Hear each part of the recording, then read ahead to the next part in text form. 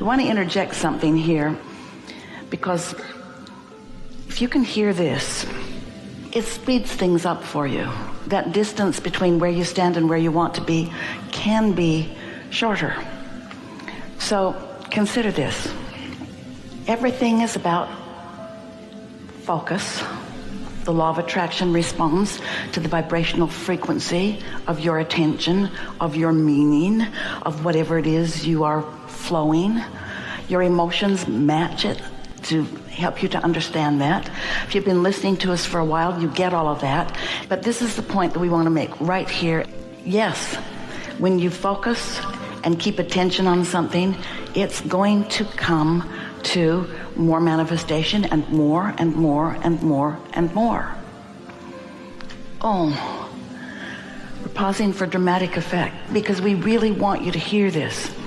What happens with so many of you is that you've got a thought process going, expectation that feels so normal because it's been going on so long, and people around you do the same sort of thing, and you haven't been thinking that much about the power of your own thought. You've mostly just been an observer of stuff.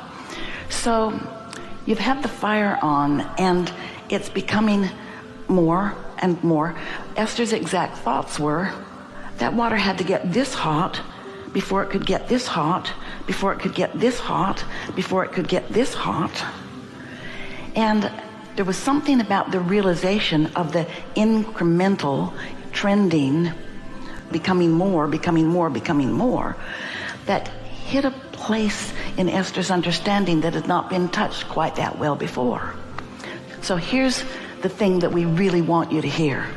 If you wait till you have a manifestation that is not what you want, your human tendency, we get it, we understand it, is to now need to take some form of action to compensate for this manifestation, because here it is, you're seeing it, hearing it, smelling it, tasting it, touching it, and it just does not occur to hardly any of you that it got started with vibration and you could begin to alter it with vibration, because once it's manifested, it feels like you need to dive in. And that's what holds it. It's what slows the turnaround, because you could have a manifestation that is unwanted. It wouldn't matter what it is, really. It would not matter what it is. And you could say, oh, whoops. Didn't mean to do that. Wasn't paying attention. I think I'll do something else now. Then you could just take a new pot with some new water and put it on a new fire and turn it on, and it would start becoming what you want it to become. But you don't do that because you got this pot to deal with. And you deal with that pot with action, with thoughts that feel like concern and injustice and victimhood and so if we could just convey, and you could really get that every thought has power, and every thought will grow in its power, and you have the ability to focus without contradiction, and you could get a whole lot more of what you want a whole lot faster if you just understood that and were willing to remove your attention from unwanted rather than wrestle it to the ground and kill it. Because when you dig in, when you dive in, and you know what, the thing that you most commonly do when faced with a manifestation that you don't want, or even faced with the absence of a manifestation that you do want, you explain it to death, because there's a part of you, here's exactly why. You know, at many levels of your being, most of them not conscious to you right now, but they could be, you came with that from non-physical into this time and space, knowing that you are good and that life is supposed to be good for you. This is bubbling at deep levels of your core, your very being. So when something is off, when something isn't the way you want it to be, you're throwing these fits because you understand at some level that it's supposed to be good, and the fact that it isn't makes you defensive, makes you want to explain it, makes you want to double down, makes you want to explain why you're here rather than where you want to be. And a lot of it is because you're playing to the peanut gallery that surrounds you because you chose this and it's a good thing, and bless your hearts, we feel your pain sometimes. No, we never do. It's just something nice to say to people. That when you are surrounded by other people who are observing, it's true, they are having observational thoughts about you.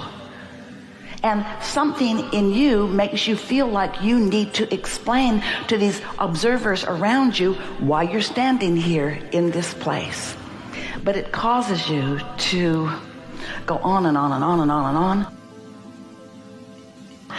Law of attraction will bring you whatever it is that you're offering vibrationally. There's no right or wrong. There's not one way of living that is the right way. There are endless ways of living. But the thing that is sure, every one of you, without exception, intended to like the living that you're doing. Through my life, I have come to know that I can't get sick enough to help sick people get well, or poor enough to help poor people be prosperous, or confused enough to help confused people become clear-minded, or sad enough to help sad people be happy. Life is showing me I get what I think about, and I'm realizing that everything I want is because I think I will feel better in the having of it. But if I keep needing something to be different before I can feel better, I'm never going to get there. I've got to feel it before I can live it. Because I have discovered if I'm not selfish enough to hold myself in alignment with that which I consider resource energy, I have nothing to give to anyone. Yeah.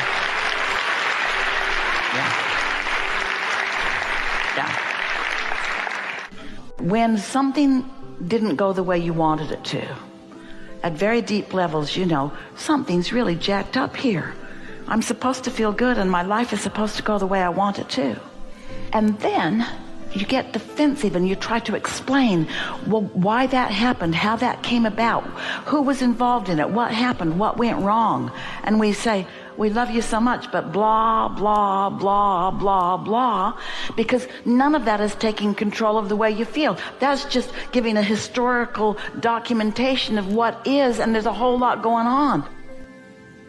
It's just stupid to be sad. There's just no reason for it. It's like giving up everything that you want by choosing a subject to feel sad about. And you know what feeling sad is? Feeling sad is you looking at it different than your inner being. You see, when you're in sync with your inner being, you are fully funded with energy and clarity and vitality and all the things that you consider to be life-giving. And when you're not in sync, you feel a withering. And so the not in syncness is thinking contradictory to what your inner being thinks. So 100% of the time that you are feeling negative emotion, no matter how justified you've practiced yourself to be, or how justified your society has helped you practice yourself to be, when you feel negative emotion, it means for sure you are looking at this differently than your inner being is looking at it. Because if you were looking at it like your inner being is looking at it, you'd feel joyous in the moment. So let's choose some doors. We've been teasing about these doors all day today. So let's start there. My mother lives down the street from me, and she's 10 years into advanced Alzheimer's. And how does somebody not feel sad about that? She's diminished from what she used to be. I feel very sad about that. That's the first door. And it feels terrible, so let's do something about it. Because you have control about the way you feel, so let's do something about the way you feel. So let's try to find another door. My mother is in her 10th year of disease, and I can't do anything about it, so I guess I'm just gonna have to give in and accept it. Well, it's a slight improvement, and it is an accurate statement, but it still feels sucky, doesn't it? So let's choose another door. None of us intended to stay in our physical bodies forever. It's a natural thing that we reemerge back into non-physical. And some of us do it easily, and some of us do it more reluctantly. And sometimes things happen that make it easier. Sometimes you get run over by a big, fast truck. Sometimes you attract something that causes you to not care so much about things. When Burl Ives, you know, the singer, actor, he's a friend of Jerry and Esther's. When he made his transition, they'd been there visiting. Esther could feel that it was unfolding and felt it in the moment that it happened. And it was euphoria beyond anything Esther had ever experienced before. She felt release, relief, happiness, big time. So she went to her computer and tuned into us and heard him talking to her. She wrote it down. She wanted to send it to Dorothy, his wife. And Burl said, "Hey, kid, it's just like Abraham said." Esther said, "Thank God." He said, "You caught me fast, didn't you?" Esther said, "Yeah, I've been tuned to you." The most interesting thing is that things that bothered me deeply just moments ago are not bothering me at all. In the death experience, there is a release of resistance. Some people have to find another way to release resistance before they can even allow the death experience, especially people that feel responsible, people who have been very action-oriented, who have been wrestling things to the ground and keeping things in order. It's hard for them to let go and reemerge into the fullness of who they are sometimes. And that's what those kinds of things are about. So that's another door. Did that feel better? How about this one? Something hasn't gone wrong. It's something going very right.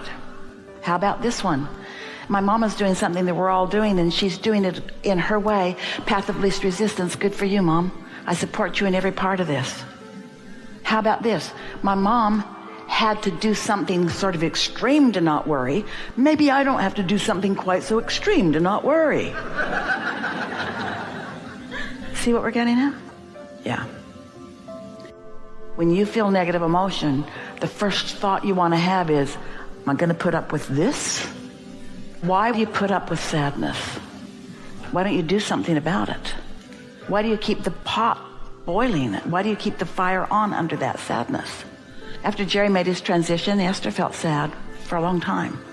She had dinner one night with a friend whose wife had made her transition, and they were talking for a long time with each other over this meal. And he said, "You know, sometimes I think I just feel so damn sorry for myself." And Esther thought, "Oh, crap. That's exactly what it is. I'm just choosing to feel sorry for myself. I'm comparing what was to what is. I'm comparing what I wanted to what is. It's just misuse of your ability to focus. That's all sadness is. It's just sloppy thinking. It's not assigned to you. It's not necessary. It's just something you're putting up with unnecessarily." We don't want you to put a happy face sticker over the gas gauge on your car because it's troubling to see you have no gas. It's good to know where you're at. So we're not encouraging you to not be aware of your feelings. We're just asking you to be aware of them and know for sure you can improve them, and to let that be the thing that matters to you more than all other things put together, because that is what tending to your point of attraction is. You got a vortex full of wonderful things. And if you're not tending to the way you feel, then you have no control over your relationship with any of those things. You can't control what anybody else does or what anybody else thinks, singular or groups or national or worldwide. You can't control the behavior of anyone. You can control one thing and one thing only, and that's your relationship with your inner being, which is what your emotions or feelings are indicating to you.